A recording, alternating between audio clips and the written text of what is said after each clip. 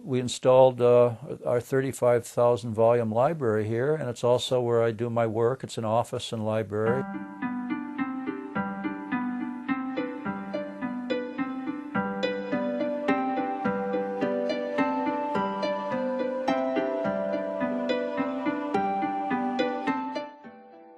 Meet Larry and Priscilla Massie, both best-selling authors of Michigan's history and culinary history. Larry, a very dynamic storyteller. True stories that will entertain anyone who has felt the lure of glorious Michigan. A neighbor went to an auction sale and bought a couple boxes of books. And he took out the half dozen or so books that he really wanted, and he gave the rest of them to me. And there I was, a kid with all these old books. Some of them were old school textbooks, 100 years old, with the kids' names scribbled on the inside. There were novels, there were histories, and I literally fell in love with books at that time.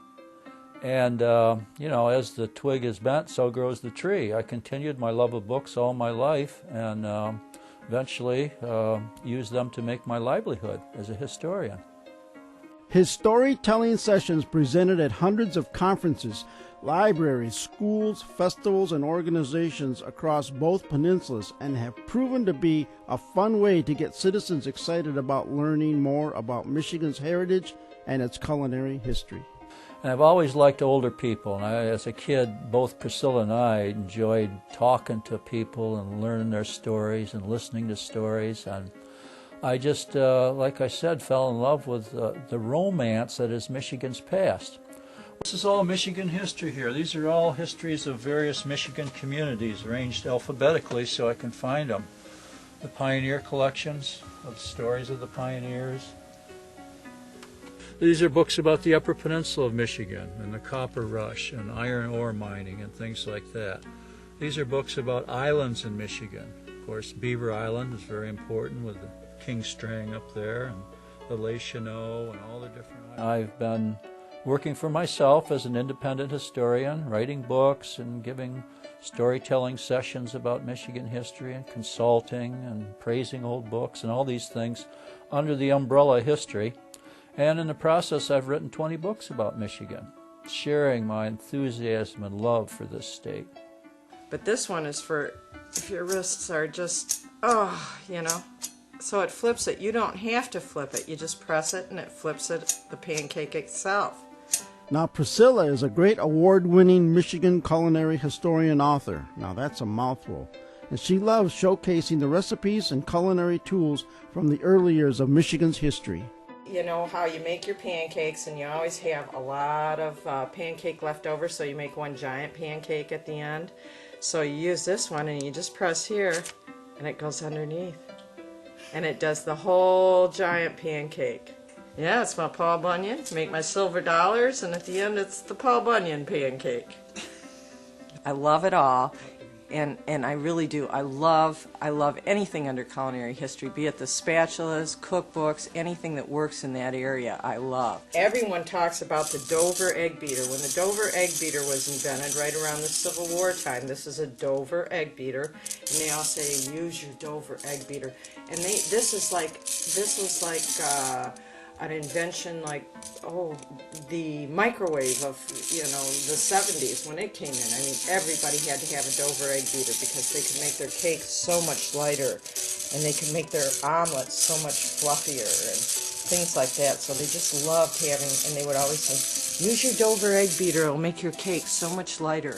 And so I had to have a Dover egg beater just to go with it. But of course, there's many, many versions of egg beaters now. So Michigan's history, throughout the 19th century, you had these inventors come up with some little gadget, that satisfy one of society's needs. And if their timing was right, and they had a good product, and they had some money backing them, well, they could become very wealthy men.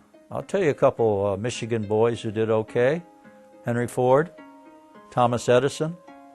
the evolution of the kitchen and of the people in the area, and that really truly tells the history of what went on. And so I enjoy studying old cookbooks and the old ways that things were done and produced and things like that. When I was working on our cookbook, Walnut Pickles and Watermelon Cake, I went all over the state to various libraries looking for old cookbooks, and people were like, oh, cookbooks, that isn't history, and that kind of thing. And now people are realizing, yes, it is history. It's the cultural history. And it's really what brings people together.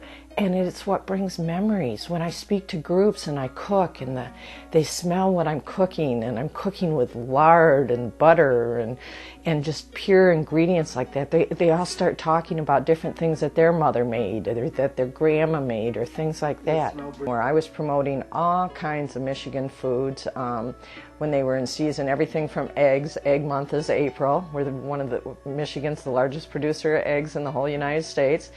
And so I'd start with that, and I'd go right through till December. And in December you're promoting wines by then and things like that. We've got great wines, anyone will tell you that. And of course they've discovered that in the Leelanau Peninsula, and we've got actually wine producers that are over 100 years old in the Popeye area. So wine has been in Michigan a long time. Well, Michigan's gone through tough times right now. But it's nothing new. Periodically, I wrote an article 2 years ago comparing the year 1837 with the year 2008. And there were a lot of similarities, because in 1837, the entire country, especially Michigan, was in a depression. And it had been caused basically by over-speculation in land at that time. People weren't over-speculating in houses then. They were just buying the raw land. And they were paying too much for it, and all of a sudden everything come crashing down. The whole nation was in a depression. Sound familiar? And there were other similarities too taking place at that time. And periodically the things have gone hard for Michigan. There's been crises and financial panics and depressions. The Great Depression, of course, was a good one. And Michigan, being the center of the automobile industry, really suffered through the Great Depression more so than other places. And here again we have, the loss of the automobile industry, a lot of it anyway, helping to bring Michigan higher unemployment than the rest of the nation. But Michigan came out of those different times, in every single instance, just as strong, if not stronger than it ever was, for a number of reasons. Michigan is a place where people want to live. We've got everything here. We've got the woods, we've got the Great Lakes, we've got inland lakes, we've got parks, we've got a vital heritage. It's a place where people really want to live. And of course, they have to make a living, and that'll come back. It might not be the same jobs that come back, but there'll be something else coming back, because we're a state of entrepreneurs, always developing new things, and we're still that way. That'll come back. Something's on the horizon. Larry was recently honored by the Historical Society of Michigan's first ever Lifetime Achievement Award. This has been Larry and Priscilla Massie, Positively Michigan's historians.